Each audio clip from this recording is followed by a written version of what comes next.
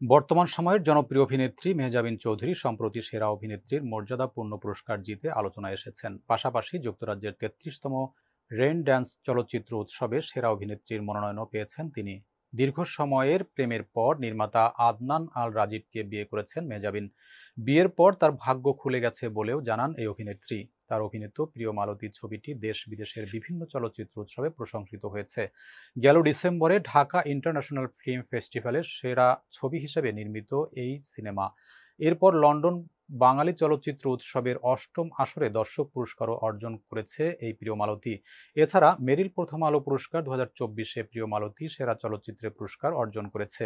একই উৎসবে সমালোচক ও তারকা জরিপ দুটি বিভাগেই মেহজাবিন সেরা অভিনেত্রীর পুরস্কার পেয়েছেন। পুরস্কার হাতে মঞ্চে উঠে স্বামীকে মিস করেন মেহজাবিন, যিনি বর্তমানে ফ্রান্সের কান চলচ্চিত্র উৎসবে নিজের সিনেমা আলীর প্রদর্শনী নিয়ে ব্যস্ত।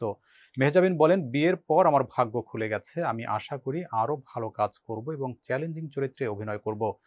রেইন ড্যান্স চলচ্চিত্র উৎসবে মনোনয়ন পেয়ে মেহজাবিন জানিয়েছেন, আন্তর্জাতিক প্রতিভাবান শিল্পীদের সঙ্গে একই তালিকায় থাকার আনন্দ অনন্য এবং এটাই তার জন্য বড় অর্জন।